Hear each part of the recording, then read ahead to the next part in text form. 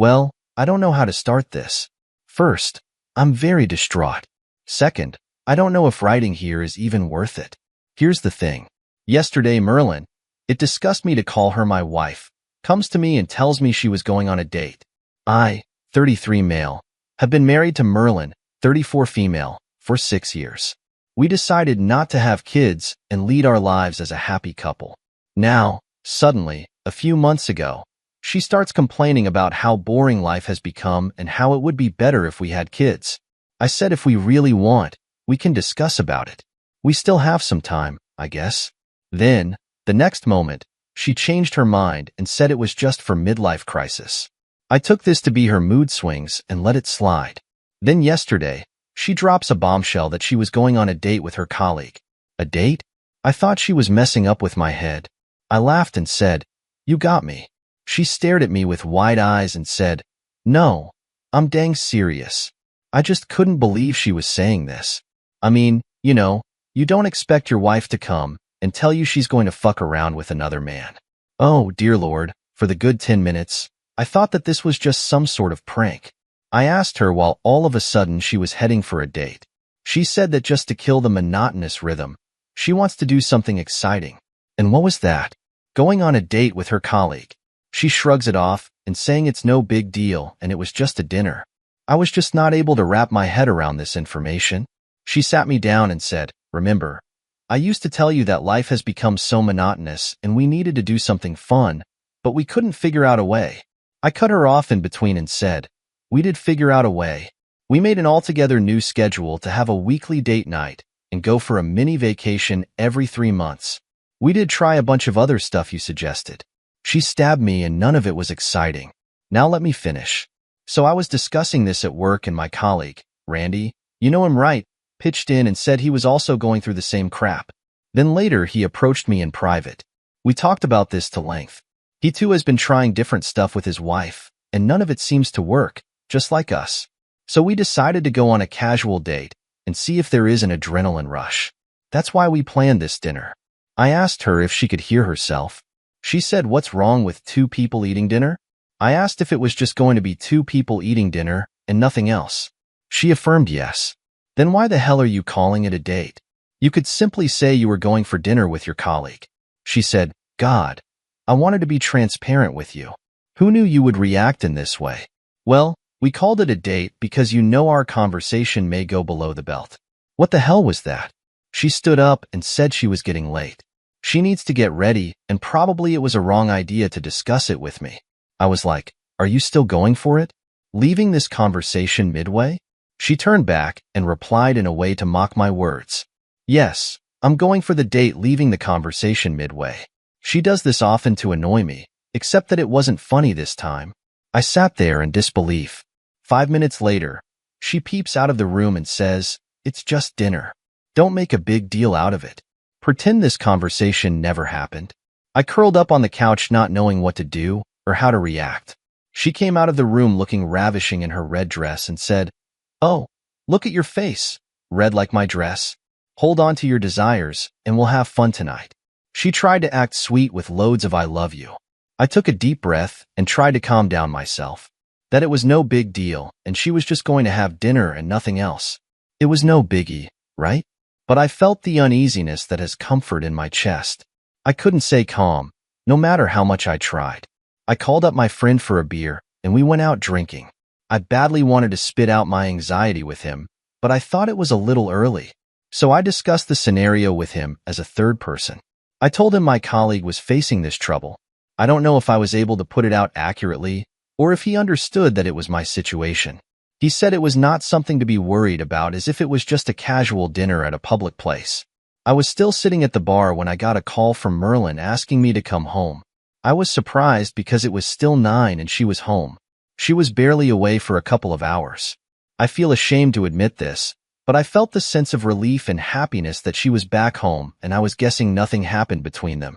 Yeah, yes, sim, men, blah, blah. Read the full thing. So I went home and she ran and hugged me.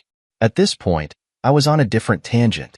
I was thinking maybe she made up a story just to mess with my mind, or maybe just test me. You know how women are? I asked what's up.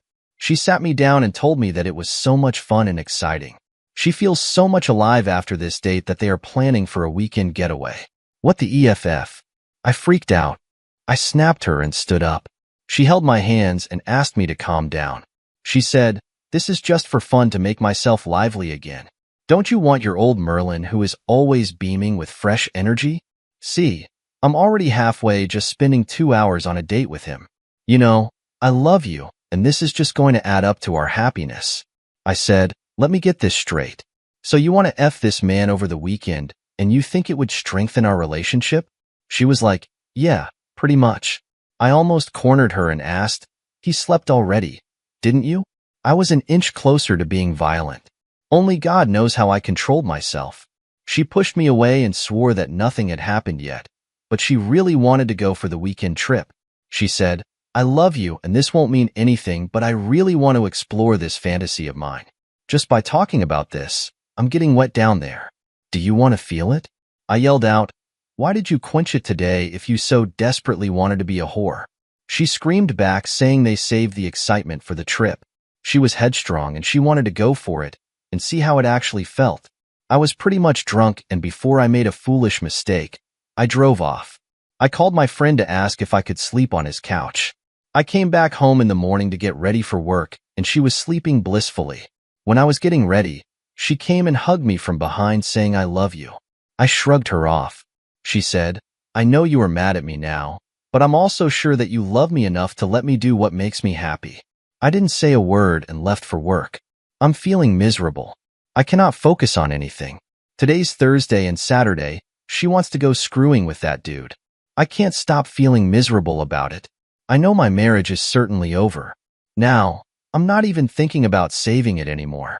All I want is to make that slut pay for opening her legs for another man. Update 1.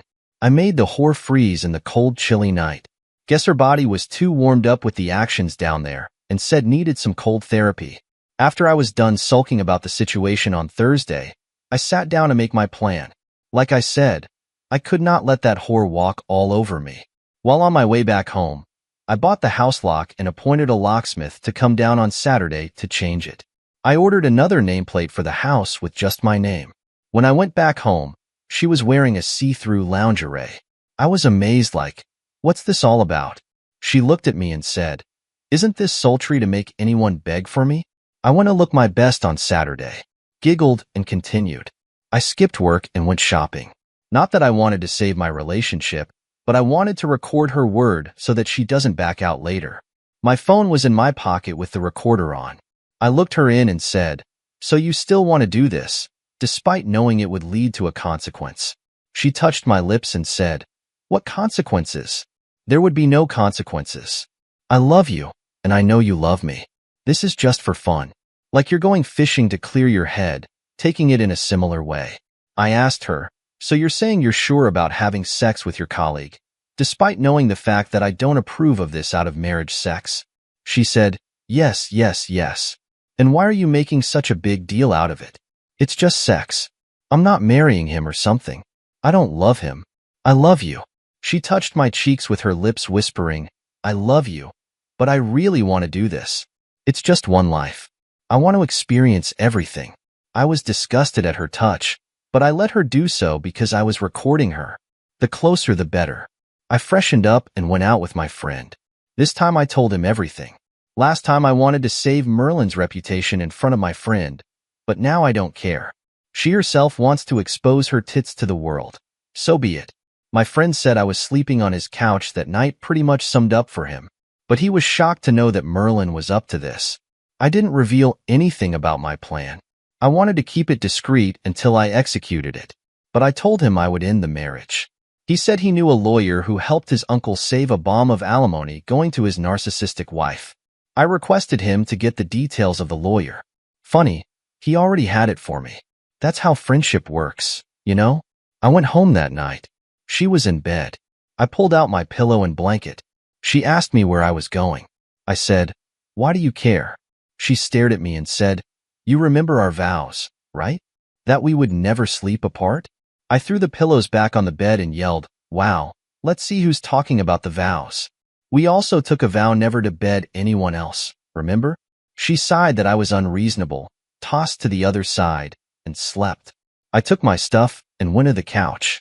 I certainly cannot share a bed with someone who sleeps with me and fantasizes about other men. She spent the whole Friday evening grooming herself and packing her bag for her big day. Meanwhile, I met the divorce lawyer on Friday afternoon and discussed my terms. He heard the recordings and asked me to get the evidence of their stay if possible. Nevertheless, the recording is sufficient. Saturday morning, when she went to take her shower, I snooped into her packed bag, replaced her tube of lubes with a similar tube filled with a hot white sauce of the same texture, and put it back inside. I knew she could not have sex without lubes. She's one of those who's paranoid about painful entry. I wish I could watch the phone when she applied it on her lady parts. The fun part is, they are going to resort located in the middle of a forest. So sad that she cannot buy another tube herself. I sneaked into her phone and then to her messages to get the details of their place of stay. I couldn't find it, but I found tons of messages exchanged between them in the last few days about how they were going to do it. The chats revealed they hadn't done it before. Doesn't matter. My marriage is over. I didn't have the time to take screenshots, so I took pictures of their chats from my phone. Before anyone asks how I access her phone, let me tell you guys, we both know each other's phone password. I hadn't spied on her phone before because I didn't feel the need for it. When she came out of the shower, I asked her which place. She blushed and said, "Now you care, huh?"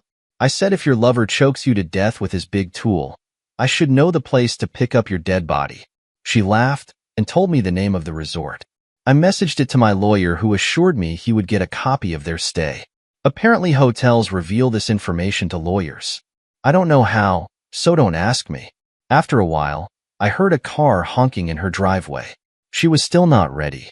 She was heading to the window to maybe call him inside.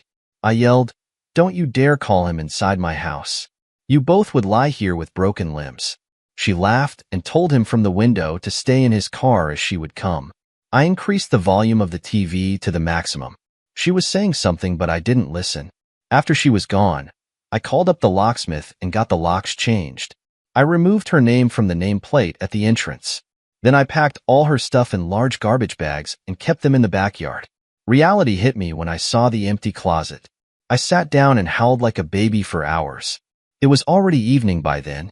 I had two options: pity myself and suffer for the mistakes that I never made, or take charge of my life and move on.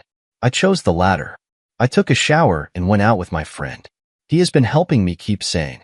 Today is Sunday. I hit the gym early morning to get rid of the negative thoughts and sat down to write this update. She is supposed to return tonight. I can't wait to update you guys about her reaction to the locked house. Thanks for reading this. Update 2. Merlin got to experience the fun she had been wanting. On Sunday, she came before time. Looked like she left the resort in the afternoon without a shower. I saw her entering the driveway. She looked angry and not all that happy. Like she was beaming with energy when she left, and now she was returning frustrated. She looked miserable with smudged makeup. Her screw partner dropped her, but she didn't say goodbye to him. Too bad for her. She tried to open the door but realized it was locked. She pulled out her key and tried to unlock it. That's where it got interesting. I was watching her through the camera installed above her entrance. She was groggy and pulled out other keys to unlock it. She threw her bag and wallet on the floor, cursing out loud. Then she started banging on the door, hitting the doorbell and yelling, "Are you home? Why isn't this stupid door opening?" I texted her, "Look at the nameplate in the backyard." I then blocked her. It was sufficient clue for her. She understood that the lock was changed and she was no longer welcome in the house. She started screaming my name, asking me to come out and banging hard on the door. I yelled from the window that if she doesn't leave, I would send the recordings for parents and friends. She was astonished that I recorded her. She started crying. "Why are you doing this to me? I am freezing in this cold. It's too cold out here. My body is already numb in the 4-hour drive. Please open the door." I didn't open it. I let her plead. She continued, "I'm already feeling miserable and guilty about my decision. That jerk forced himself upon me, despite me telling him that I don't do it without lubes." I was frozen to death on hearing this. I opened the door and let her in. She tried to hug me, but I blocked her. She sat on the couch and broke down. I remained silent for a minute. Then I asked her why she didn't call for help. My throat dried up as I asked her, "Did he rape you?" She shocked and said, "Not rape, but he manipulated me into doing it and said it won't hurt." But it was hurting, and I told him to stop, but he didn't. I asked if it happened only once. She said no, 3 to 4 times, and every time he convinced you to try again and you did. She said yes. I lost my cool and snapped to her, "You manipulative witch. What do you think I am? A jerk to believe you? Are you 16 years old who got manipulated? You had a resort and not at his home that you couldn't escape. You could have pushed him away and walked out, but you didn't. You spent the night with him. Tried God knows how many times with the hope that he would give you the thrill you were dreaming of." She started bawling and said, "The resort was in the middle of a forest. How could I escape him?" Sure it was, but it wasn't deserted. There were resort staff and other guests too who could have come to your rescue. Also, why didn't you call me if you felt so threatened?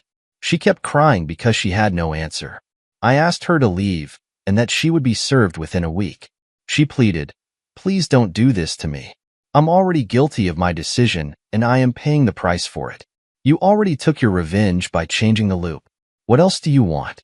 I promise I'll be a good wife and never nag about anything." I remained unmoved and said the ship had already sailed. "Our marriage was over on Wednesday when you went on a date without my consent." She said, "I assure you nothing much happened between us. He barely got inside. I mean, I hardly let him in. You know I cannot do without Loop." I laughed and said, "Good for you, but we are done here. I told you there would be consequences. Remember?" She again started her waterworks. "I thought our marriage is strong enough to sustain it. I love you, and I know you love me. Please don't do this. I said I loved you very dearly, but now I hate you very bitterly. Now please leave if you don't want me to send all the recordings to your parents." She was shocked again that I was recording even these conversations. I said I'm no fool to talk to her off record. She said she was going to press assault charges on Randy, and she needed me in this. I laughed and said, "Too bad you have to deal with it alone, and not just the court case but also our divorce case." She pleaded with me not to leave me in this stressful time. I opened the door for her and said I never wanted to deal with anything alone, but she wanted a thrill, right? But better than 2 court cases simultaneously to deal with. After a lot of friction, she finally laughed. The divorce papers have been sent to her office because I didn't know where she currently is living. However, although we got a call from the courier company that the recipient has resigned from that office, so I had to direct the papers to her parents. I decided to drop by and tell them in person about the fallout before the papers reached them. They have been loving in-laws to me, so I guess I owed them this much. They asked me why I had visited alone and where was Merlin. I told them we were divorcing and I didn't know where she was. They were scared of my answer. I gave them the service-level explanation that she went out with her colleague despite my disapproval, and now I cannot take her back. Her mom immediately called her asking her to come home. She responded she was out of town visiting her best friend Kathy, and we'd be back next weekend. Merlin usually visits her whenever she's in crap. They are childhood friends. Ex-mother-in-law called Kathy, and she confirmed that Merlin was with her. Though she's in a miserable state, but she assured to take care of her. Honestly, I felt relieved to know that she was safe. Eventually, when my anger subsided and I got to know that she had just quit her job, I felt uneasy and concerned about her well-being. Merlin has paid the price of her entitlement big time, but this doesn't mean I'm going to take her back. Never. That's it. I can't talk in details about my divorce terms because they're still on. I'm not sure if I'll even update it because I just want to move on from this. I've been connected with this community for over the last month, updating, replying to comments, and connecting on DMs. It did help me a lot, but it's hard to say this. I'm unable to move on because I'm constantly discussing this topic, so I'm going to leave it here. Maybe when everything is over, even my feelings, I'll update about with the remaining stuff. Thanks for engaging on my post.